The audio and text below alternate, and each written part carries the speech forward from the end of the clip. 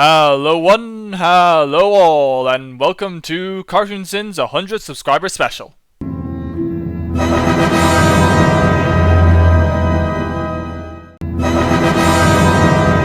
The theme tune's even better when it transitions to horror thriller music for the title. I've always loved that finger flicking.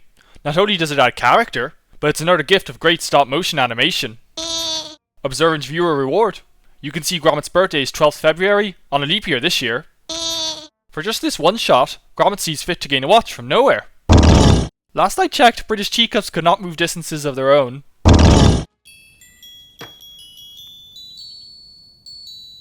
Those eyebrows, as always, are priceless, folks. We already got an nod with the rockets on the wall, but this nod to a grand day out deserves a mention all of its own. Hiding a safe containing a piggy bank behind a portrait of a piggy bank. Yeah, that's real clever. But on the other hand, that's exactly what Wallace would do, so props to the filmmakers. And those presents weren't cheap either.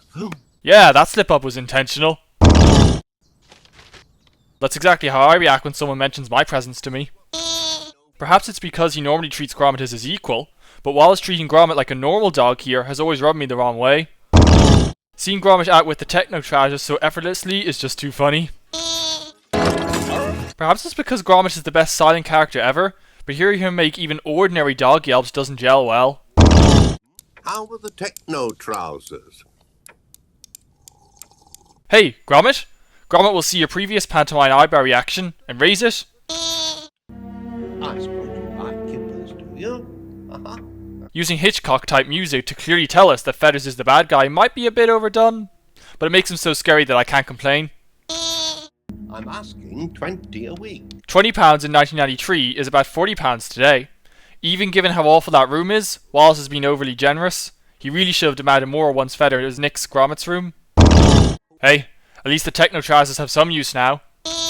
Feathers wasn't there when Wallace went out. Then, he appears directly behind him, in the same shot. The Republic Pluto. Do I even need to explain how brilliant that is? One of the tunes Feathers has playing is How Much Is That Doggy in the Window? The other is Tie a Yellow Round the Old Oak Tree, telling those who spot it that Feathers has just been released from prison. Really funny and clever storytelling there, folks. Feathers is a really creative crook. What a way to be gone for hours without notice.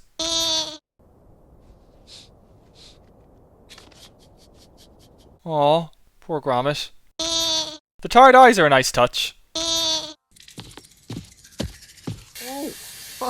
Wallace feels the need to undress simply to blow dry non-existent hair.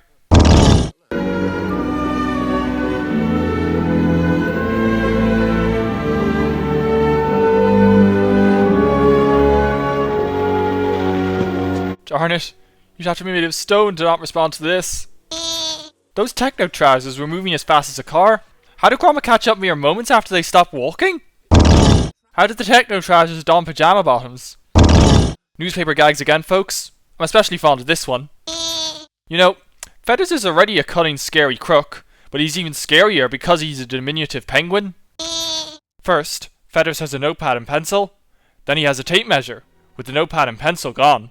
Finally, when he departs, he does so without retrieving the notepad and pencil. Of course, Gromit happened to cut holes for his eyes exactly where they were on the dog of the cover. Feathers recovering Gromit's room with fish wallpaper is a nice touch, but why bother when he's going to scarp her as soon as he's pulled the heist off? A villain being identified by a trademark piece of clothing, folks, is brought to you by Feathers McCraw.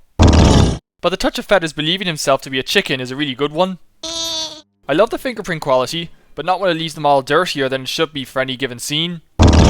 That glove only has 4 finger slots. Most animation characters have only 4 fingers, but Wallace and all other humans in this universe have 5. Pretty sure those sheets were crumpled up just a moment prior. With Wallace, that machine put the sleeves on first. Not here, they go second. It's amazing no jam gets in the clothes. Eyebrows again, folks. The way the techno trousers are climbing, Feathers should definitely fall off at that angle. I know they couldn't afford to make the background buildings proper, but they are so obviously painted, they stick out. It's a miracle that sound doesn't attract attention. Seeing models of penguin ancestors here feels especially appropriate, folks.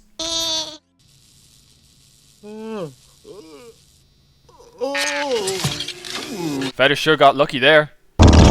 The tension throughout this scene is really well done, folks. Have to point out the obvious. That claw couldn't fit inside that helmet. No way could the claw shoot down that fast. Given how easily the diamond slipped before, it should have easily fallen out with Wallace going at that speed. Any particular reason this window can flip around? You'll be hearing from my solicitor about it. Given how much you're in debt, Wallace, you can't afford a solicitor. Good grief, it's you.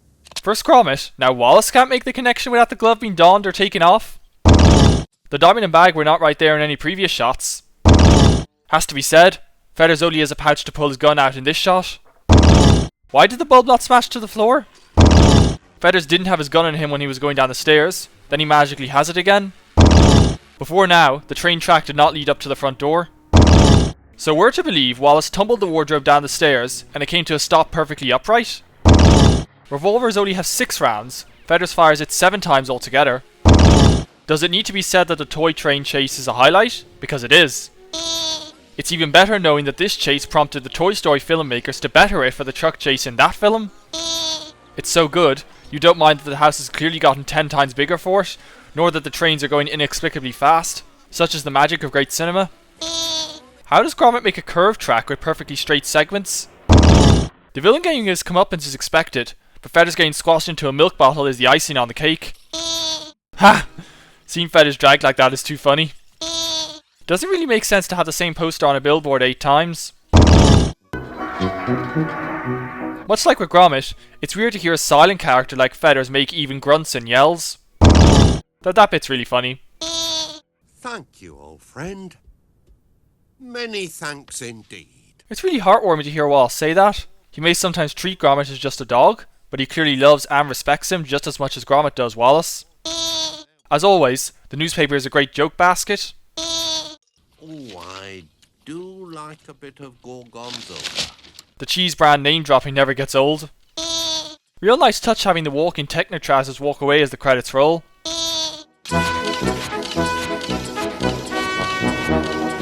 That music never gets old, folks.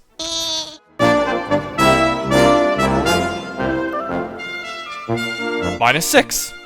This one's score may be lower, but it's the best short. See you at 1,000 subs!